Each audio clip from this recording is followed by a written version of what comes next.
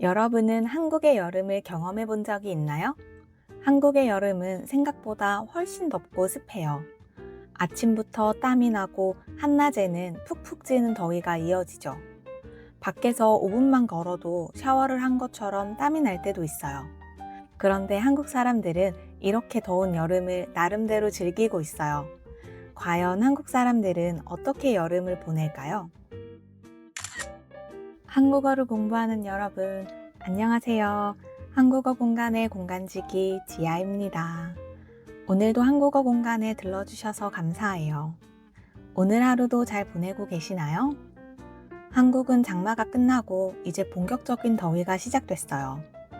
서울은 요즘 정말 더운데 여러분이 계신 곳은 어떤가요?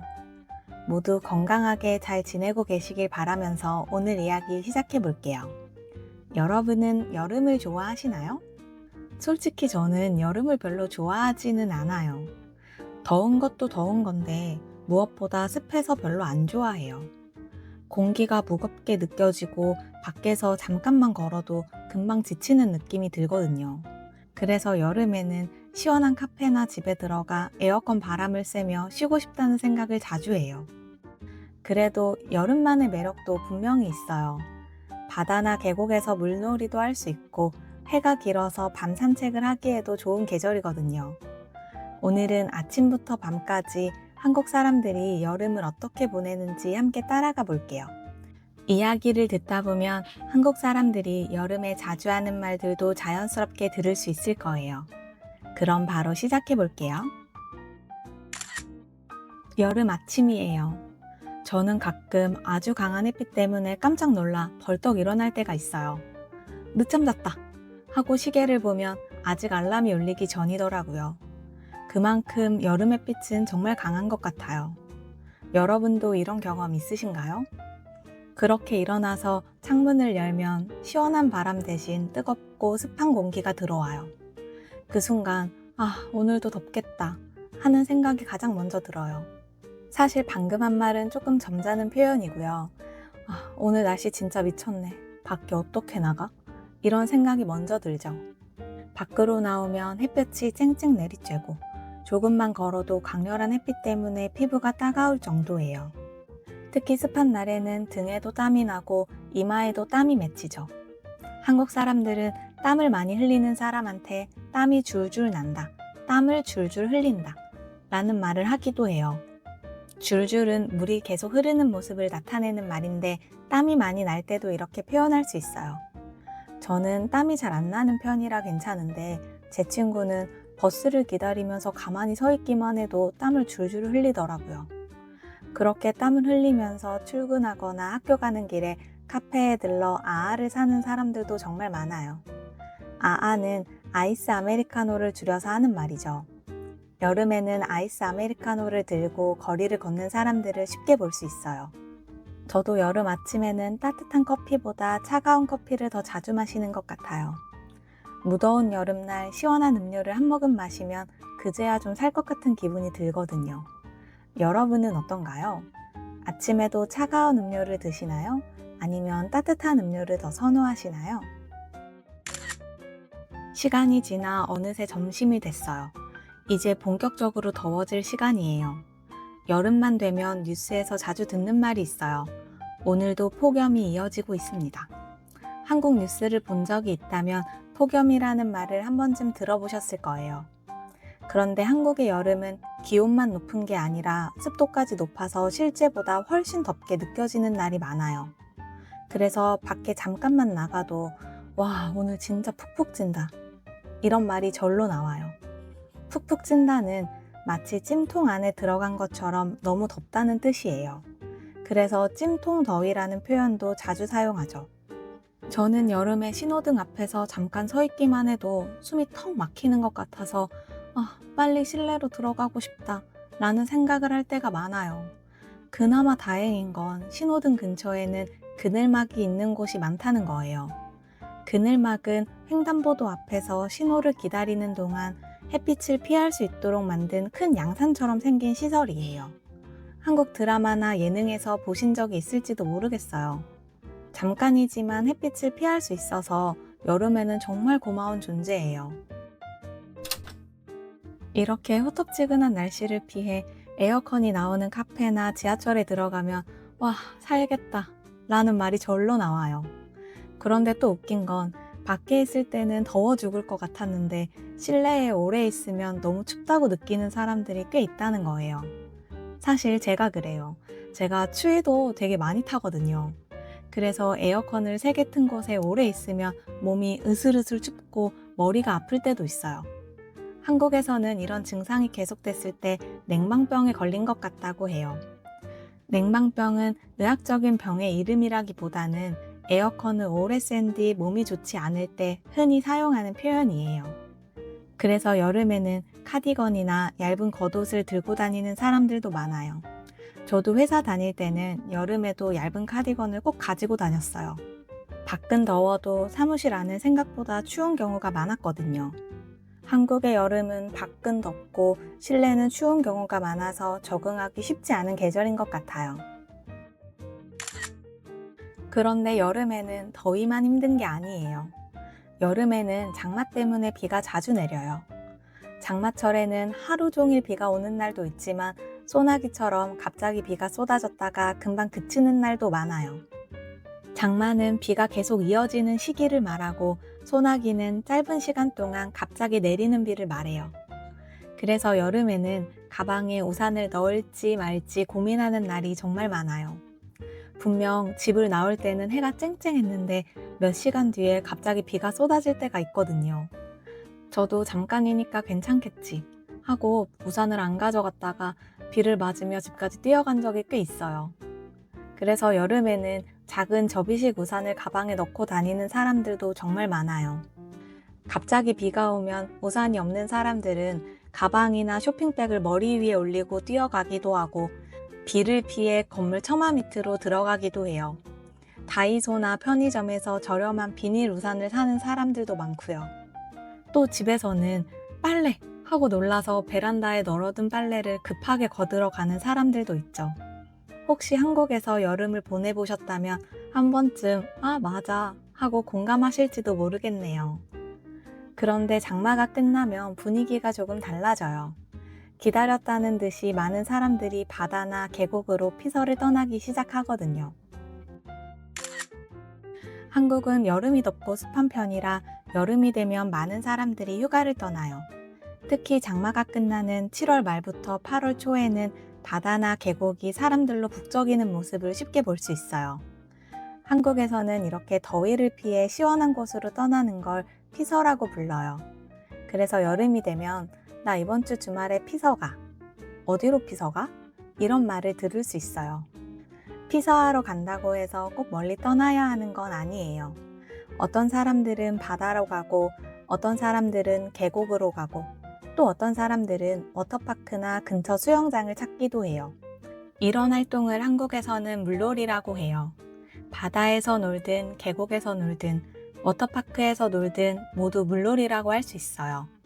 물놀이는 물속에서 즐기는 활동을 넓게 표현하는 말이라고 생각하면 돼요. 저도 여름이 되면 시원한 계곡에 가는 걸 좋아해요. 차가운 계곡물에 발만 담그고 있어도 더위가 조금씩 사라지는 기분이 들거든요. 물론 바다에 가는 것도 좋아해요. 올해는 계곡 대신 바다로 갔어요. 저는 올해 피서를 좀 일찍 다녀왔거든요. 본격적인 휴가철이 되면 사람들이 정말 많아질 것 같아서 좀 일찍 다녀왔어요. 가족과 함께 강릉에 다녀왔는데 바다도 보고 맛있는 것도 먹고 바다 앞 카페에서 쉬기도 하면서 정말 즐겁게 지내고 왔어요. 그런데 여름에 한국 사람들이 많이 하는 일이 하나 더 있어요. 바로 삼계탕을 먹는 거예요. 삼계탕은 닭 한 마리 안에 찹쌀과 인삼 등을 넣고 푹 끓인 음식이에요. 한국에는 복날이라는 날이 있어요. 초복, 중복, 말복을 합쳐 복날이라고 하는데 여름 중에서도 가장 더운 시기에 있는 날들이에요. 이때 한국 사람들은 더위에 지친 몸을 챙기기 위해 삼계탕을 많이 먹어요. 이걸 몸보신이라고 표현하기도 해요. 몸보신은 몸의 기운을 보충한다는 뜻이에요. 더운 날씨 때문에 지친 몸에 힘을 주기 위해 음식을 먹는다는 의미죠. 사실 어렸을 때는 이런 문화가 좀 신기했어요. 어린 눈에는 더운데 뜨거운 걸 먹는 어른들이 이상해 보였거든요. 이렇게 더운데 왜 뜨거운 음식을 먹지? 이런 생각을 했죠. 여름엔 냉면 같은 시원한 음식이 더 좋다고 생각했어요. 그런데 나이가 들고 나서는 조금 이해가 되더라고요. 더운 날씨에 지쳐 있을 때 삼계탕 같은 보양식을 먹으면 정말 기운이 나는 느낌이 들어요. 보양식은 건강을 보충하기 위해 먹는 음식을 말해요. 제가 회사 다닐 때도 복날마다 반개탕을 파는 식당에 항상 갔어요. 사실 저뿐만이 아니라 많은 한국 사람들이 복날에 삼계탕을 먹어요. 한국에는 이열치열이라는 말도 있어요. 뜨거운 것으로 뜨거움을 다스린다는 뜻인데 복날에 뜨거운 삼계탕을 먹는 것도 이런 생각에서 비롯된 문화예요. 물론 이열치열이라는 말은 음식에만 쓰는 표현은 아니에요. 하지만 복날과 삼계탕 이야기를 할 때 자주 쓰는 표현이니까 알아두시면 좋아요. 여러분 나라에도 여름이 되면 꼭 먹는 음식이 있나요? 그리고 여름에는 어디로 피서를 많이 가나요? 해가 지면 조금은 시원해질 것 같지만 한국의 여름은 그렇지 않은 날도 많아요. 밤이 돼도 낮 동안 올라간 기온이 잘 내려가지 않아서 너무 덥고 잠들기 힘들 때가 많죠. 이런 밤을 한국에서는 열대야라고 해요. 여러분도 더워서 잠을 못 잔 적이 있으신가요? 저는 에어컨이나 선풍기를 켜고 자는데도 너무 더워서 새벽에 잠에서 깰 때가 있어요. 사실 한여름에는 매번 깨는 것 같아요. 그렇게 깨면 다시 자려고 해도 잠드는 게 쉽지 않죠. 이럴 때 한국 사람들은 잠을 설쳤어 라고 자주 말해요. 잠을 설치다는 깊이 푹 자지 못하고 중간중간 자꾸 깨거나 뒤척였다는 뜻이에요. 예를 들어 열대야 때문에 잠을 설쳤어요. 더워서 밤새 푹 못 잤어요. 이렇게 말할 수 있어요. 저는 잠을 설친 날 아침에는 알람 소리가 들려도 일어나는 게 정말 힘들더라고요. 하루 종일 몸이 무겁고 아무것도 하기 싫어요. 그래서 여름엔 컨디션 조절하는 게 힘든 것 같아요. 어쨌든 겨우 잠이 들었는데 잠이 들었다고 해서 끝이 아니에요. 이번에는 또 다른 방해꾼이 나타나요. 위... 어디선가 익숙한 소리가 들려요. 무슨 소리인지 알 것 같나요? 여름이 되면 모기 때문에 고생하는 사람들이 정말 많아요. 아마 한국에서 여름을 보내본 분이라면 공감하실 것 같아요. 예전에 제 학생 중 한 명도 한국 여름에서 가장 싫은 게 모기라고 이야기한 적이 있었어요. 그 학생은 지금도 여름엔 한국에 놀러 오지 않더라고요. 특히 저녁에 공원이나 물가에 갔다 오면 모기한테 여러 군데 물리기도 해요. 그래서 여름에는 모기한테 물렸어. 모기한테 물려서 간지러워 죽겠어. 이런 말도 정말 자주 하죠.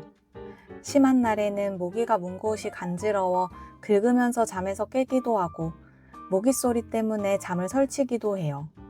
저는 모기 소리 때문에 잠에서 깨면 모기를 잡을 때까지 안 자요. 사실 못 자는 거죠. 한밤중에 불을 켜고 방 안을 돌아다니면서 모기를 찾기 시작해요. 진짜 작은 모기 한 마리하고 전쟁하는 기분이에요. 그런데 이상하게 잡으려고 하면 어디론가 사라졌다가 포기하고 다시 자려고 누우면 다시 이럴 때 진짜 짜증나요. 여러분은 어떠세요? 여러분 나라에도 여름에 모기가 많은가요? 여름에 모기 때문에 잠을 설친 적이 있나요? 오늘은 아침부터 밤까지 한국 사람들이 여름을 어떻게 보내는지 함께 이야기해봤어요. 아침에는 강한 햇빛으로 하루가 시작되고 낮에는 푹푹 찐다라는 말이 나올 정도로 무더운 날씨가 이어져요. 또 여름에는 비가 계속 내리는 시기인 장마철도 있고 비가 갑자기 내리는 소나기도 있어요. 그리고 더위를 피하기 위해 바다나 계곡으로 피서를 떠나기도 하죠. 시원하게 물놀이를 즐기고 복날에는 삼계탕을 먹으면서 더운 여름을 건강하게 보내려고 해요. 밤이 돼도 더위가 쉽게 사라지지 않아 열대야 때문에 잠을 설치기도 하고 모기 때문에 한밤중에 잠에서 깨는 일도 많아요. 이렇게 한국의 여름은 덥고 힘든 순간도 많지만 그 안에서만 느낄 수 있는 재미있는 풍경과 문화도 많이 있어요. 오늘 이야기가 여러분이 한국의 여름을 이해하는데 조금이나마 도움이 되었으면 좋겠어요. 오늘 이야기 재미있게 들으셨나요? 여러분이 사는 곳의 여름은 어떤가요? 한국처럼 덥고 습한 편인가요? 아니면 한국과는 다른 여름을 보내고 있나요? 그리고 여러분 나라에도 여름이 되면 자주 하는 활동이나 특별한 표현, 문화가 있나요? 댓글로 여러분의 이야기를 들려주세요. 오늘 준비한 이야기는 여기까지입니다. 오늘도 함께 해주셔서 감사해요. 자연스러운 한국어, 그리고 한국인의 생각. 한국어 공간의 공간지기 지아였습니다. 다음에 또 들러주세요. 안녕.